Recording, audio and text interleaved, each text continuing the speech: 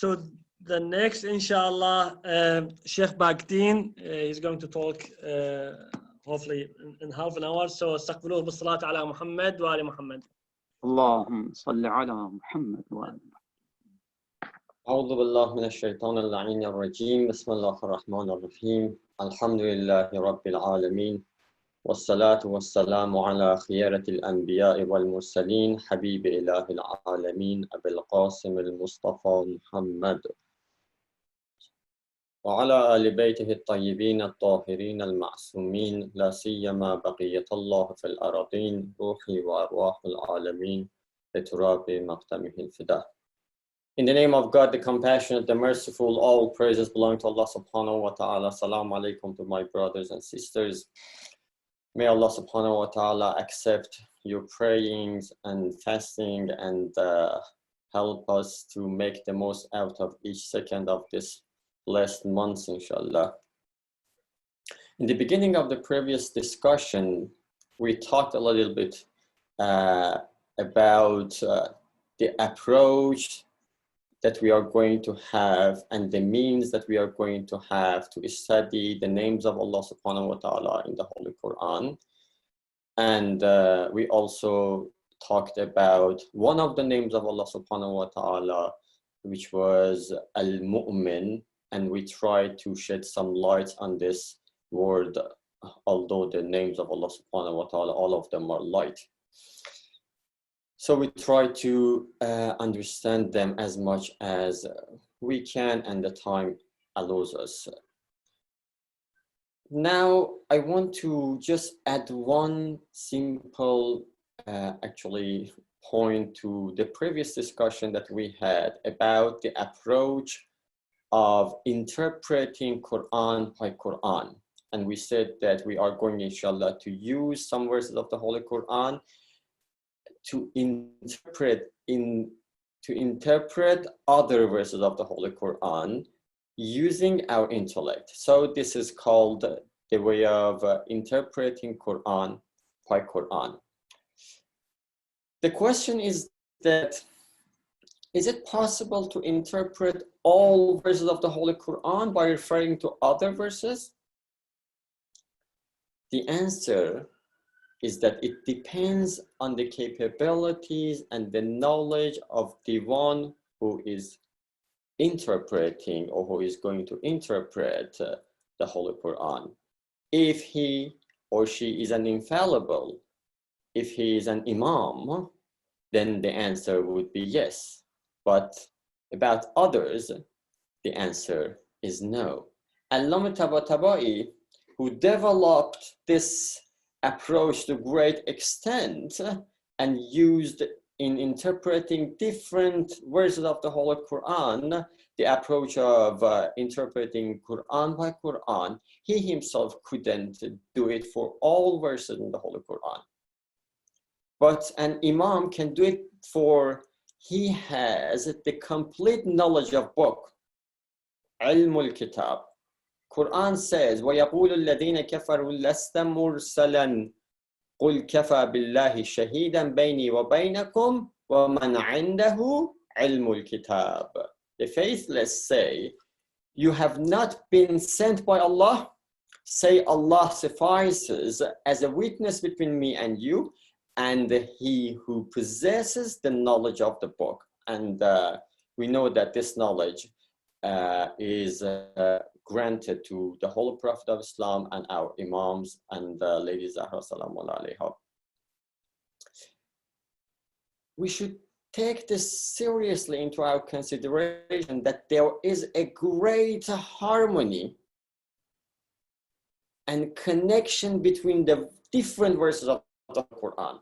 So the Quran, so different verses of the Holy Quran are like different planets. They are connected to each other and shape the galaxy of knowledge. And the more we can decipher and decode the relation between these planets and these verses, the more our interpretations will be accurate. regarding this connection, Imam Ali alayhi salam says, Kitabullah تبصرون به وتنطقون به وتسمعون به وينطق بعضه ببعض ويشهد بعضه على بعض. So Imam Ali alayhi salam says, some verses of the Holy Quran speaks about the other verses of the Holy Quran. In light of other verses of the Holy Quran, particular verses of the Quran starts speaking to you. So it means that the verses of the Holy Quran can be interpreted in light of other verses of the Holy Quran.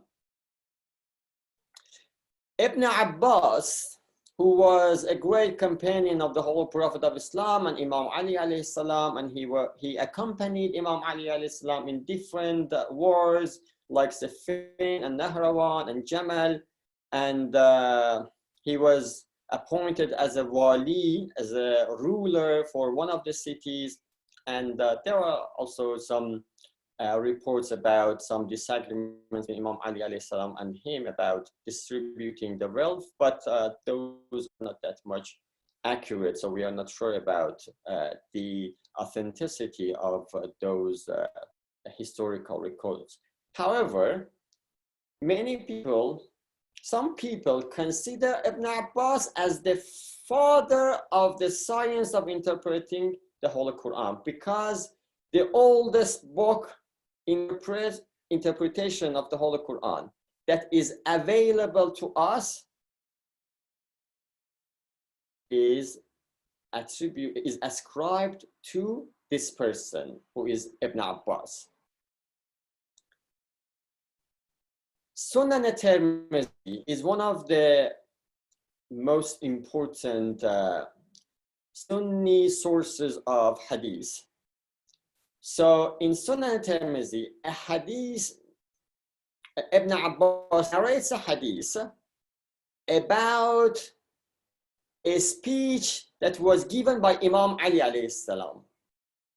And it started from the beginning of night, and the discussion couldn't finish when the Fajr came. So it was a long discussion. And do you know what was it about? The discussion that Imam Ali alayhi salam had was about Nuqtatul Ba' fi Bismillah ar-Rahman al-Rahim. As you know, Arabic letters, some of the Arabic letters, they have some points under them or about them. So the first letter that Quran starts with is Ba, which has 1 point under the letter. So Imam alayhi salam talked from night to morning about that point under the letter. And there are other hadiths that, for instance, says that all chapters in the Holy Quran are condensed and encapsulated in Fatihatul Kitab, Surah Al-Hamd, the first chapter. And this chapter, Surah Al-Hamd, is condensed in Bismillah ar-Rahman ar-Rahim. And Bismillah ar-Rahman ar-Rahim is condensed in that point which is under the letter of Ba.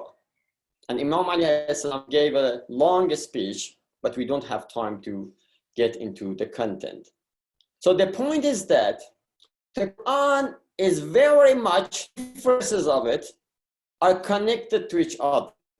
And in order for us to understand one verse of the Holy Quran, we are in need of deciphering the relation between that verse with other verses as much as we can. And our ahadith help us to actually decode these relations.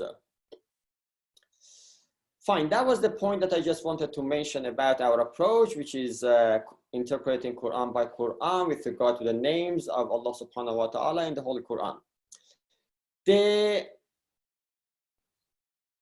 the names or attributes that I have chosen to speak about today are Al-Rahman and al-Rahim.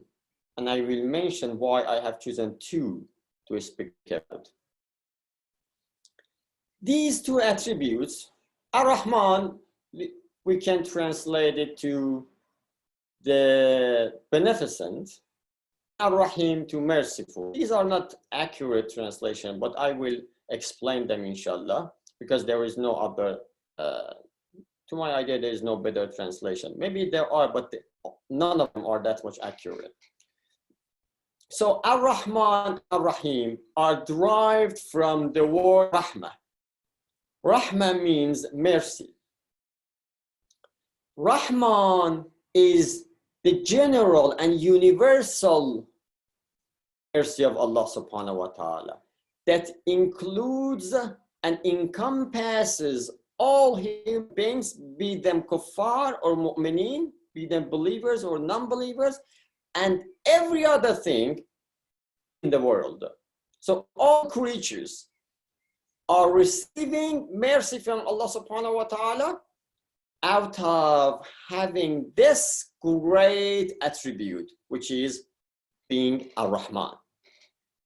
On the contrary, and Ar-Rahim is peculiar to a special group of people who are believers. So, Ar-Rahim is a special kind of mercy first, and second of all, it is being given to a special people. Keep this in mind. We'll elaborate this inshallah more. So what is your reason, Sheikh Pakdin, to claim this? Our reason, based on our approach, which is interpreting Quran by Quran, is that Ar-Rahman is used in different verses of the Holy Quran to speak about the mercy that is that has given and is being given to all entities. And it includes all human beings, be them kuffar or mu'mineen. For instance, we read, وَمَا يَأْتِيهِم مِّن ذَكَرٍ مِّنَ الرَّحْمَنِ مُحْدَثٍ إِلَّا كَانُوا عَنْهُ مُعْرِضِينَ فَقَدْ كَذَّبُوا فَسَيَأْتِيهِمْ أَنْبَاءُ مَا كَانُوا بِهِ يَسْتَهْزِئُونَ. There does not come to them any new reminder from the All-Beneficent, but that they disregarded it. So Allah subhanahu wa ta'ala uses this attribute to talk about those people who are unbelievers. But when it comes to Al-Rahim, we see that Allah subhanahu wa ta'ala in the Holy Quran, He uses only this attribute for believers. For instance, Wallah in أولئك يرجون رحمة الله أولئك يرجون رحمة الله. He talks about the believers and says those believers, they have hope in receiving the mercy of Allah subhanahu wa ta'ala. And this is about Ar-Rahim. And that in the continuation of the verse, he says, Allah subhanahu wa ta'ala is Ghafurun Rahim. So at first he talks about Rahmah, and at the end he says, Huwa Ghafurun Rahim. Allah is Ghafurun Rahim. And it tells us that Rahmah that I was talking about was because of this attribute, which is Ar-Rahim that I possess as your Lord. There are also lots of ahadith that are lending support to this meaning that I just mentioned. Therefore, Ar-Rahman, with respect to those who are receiving mercy, is general and universal, and it includes all human beings. And Ar-Rahim, with respect to those who are receiving it, is particular and exclusive to the believers. That was the first point. I'm going to mention three more points about Ar-Rahman, Ar-Rahim. Second point is that what is the meaning of Ar-Rahman and Ar-Rahim? Ar-Rahman implies that the whole world is the creation of God, and his act of creation was due to having this attribute of mercy. So why Allah subhanahu wa ta'ala created the whole world? Because he's Ar-Rahman. On the contrary, Ar-Rahim is about a particular kind of rahmah, which is about a special guidance. So Ar-Rahim is about a special kind of rahmah, which is guidance. And this guidance is provided to the believers. I think I raised this example once in Ashley Mosque, if I'm not mistaken. You know, we have three different types of guiding people. For instance, if someone comes to me and asks me about the address for George Square, I would say this is the way of guiding him. I can say, okay, you go right straight ahead, and on the first, for instance, junction, you turn left and then right, and you will be there. So I tell him. The second way is that I draw the address on the paper or write it down to make sure that he doesn't forget it, and I give it to him. And the third one is that I take his hand and I take him myself to George Square. So I will be sure that he won't miss it. And I will do it just for those people whom I care a lot, about whom I care a lot. And when we say Imam Hussein alayhi salam is Safinatun Najah, is the ark of salvation, and who is on the board will be saved, will be rescued, will be reached to destination. This is the meaning. Imam Hussein alayhi salam takes the people with himself on his ark to salvation. And in the Holy Quran, we read, and this is, I think, the attribute of Quran, one of the blessings of Quran. It says, Ulaika, the faithful people, ala hudam min rabbihim. They are on the guidance. Allah didn't say they are in the guidance or through guidance.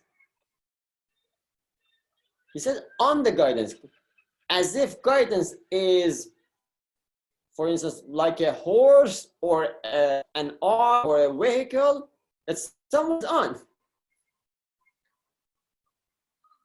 So it takes you there. And this is a special guidance that God Almighty only provides to those who are believing in Him. So that was the second point.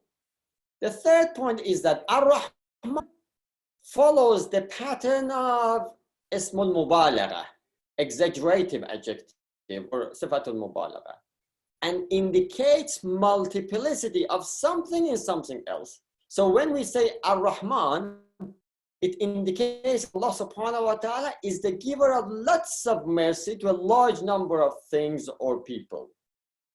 And Allah subhanahu wa ta'ala says, Rahmati wasa'at kulla shay in Qur'an. This is a proof for that. Rahmati wasa'at kulla shay. My mercy is expanded over everything. Ar-Rahim is assimilated adjective, and the Sifatul Mushabbaha, we call it in Arabic. It indicates that Allah subhanahu wa ta'ala gives mercy constantly. This constant is very important. And it says only about Sifatul Mushabbaha.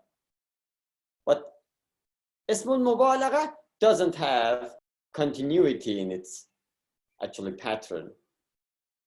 But Al-Rahim means that Allah subhanahu wa ta'ala is given constantly. Therefore, Al-Rahman is only about the general mercy of God over all people while they are in this world, temporary world. And Al-Rahim is a particular mercy that is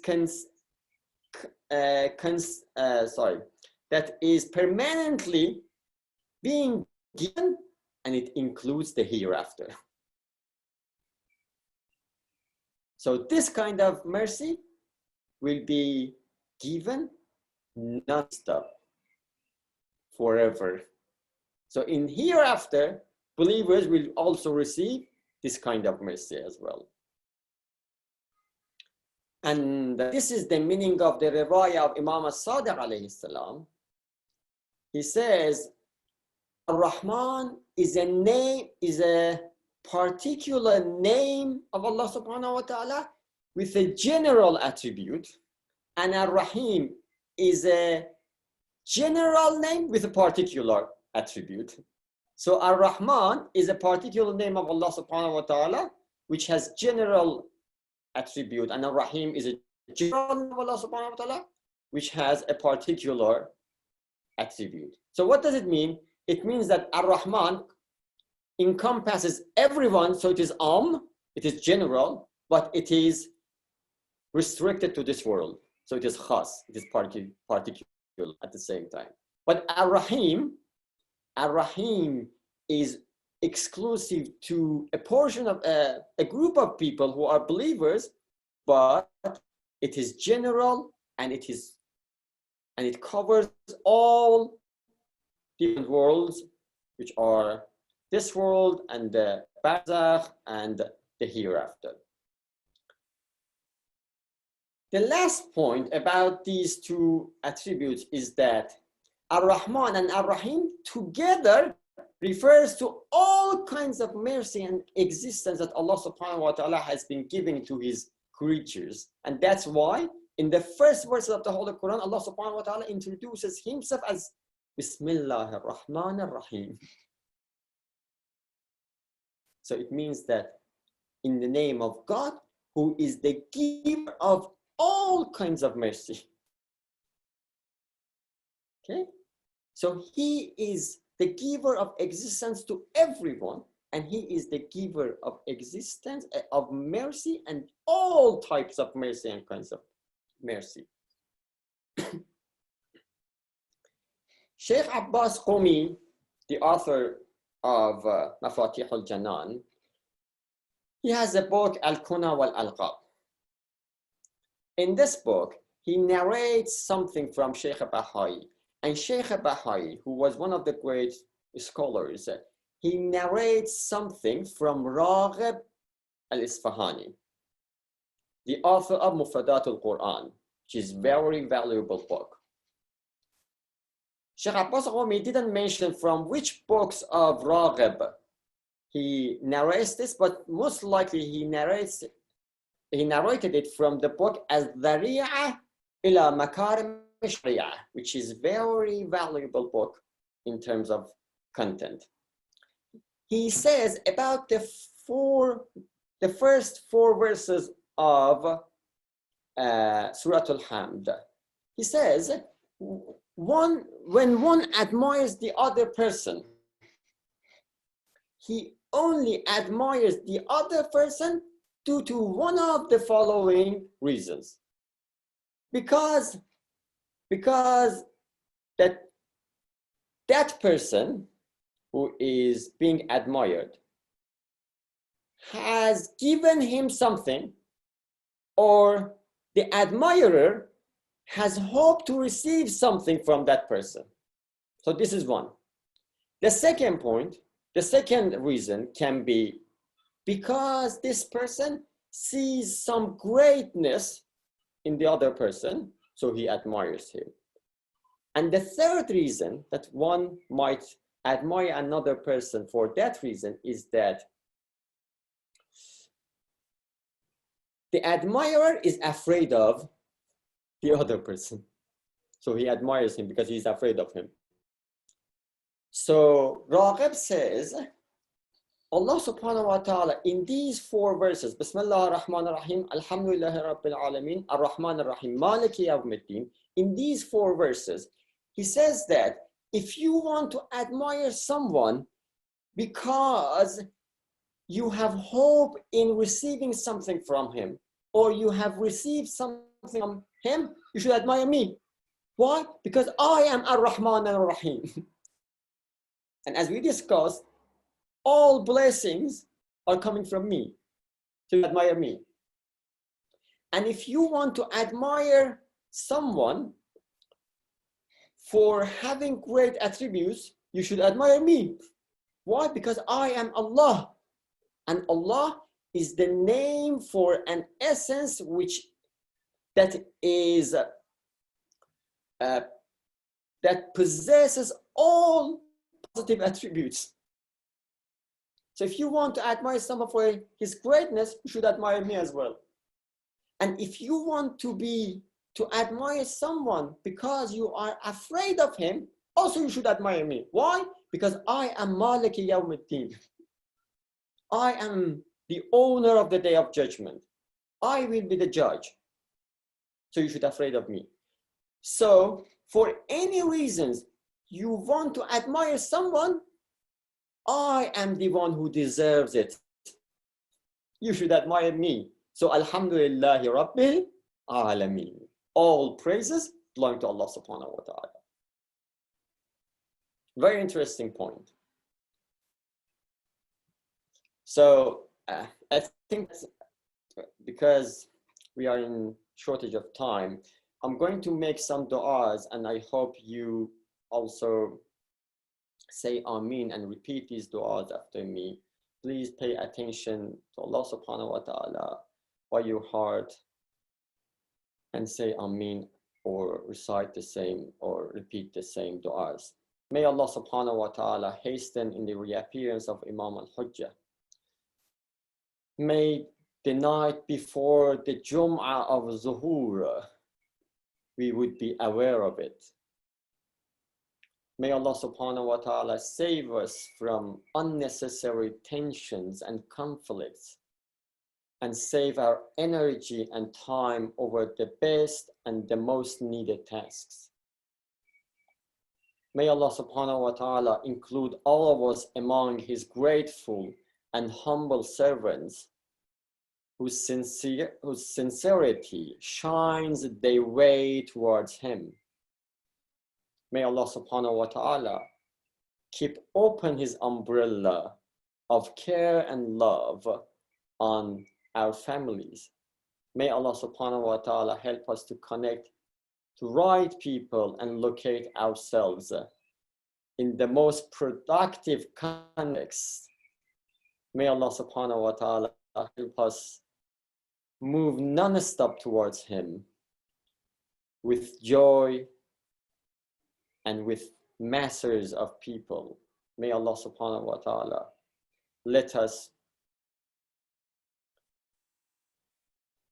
may Allah subhanahu wa ta'ala choose all of us for himself. Muhammad and Ali Muhammad. Sallu ala nabi wa ali.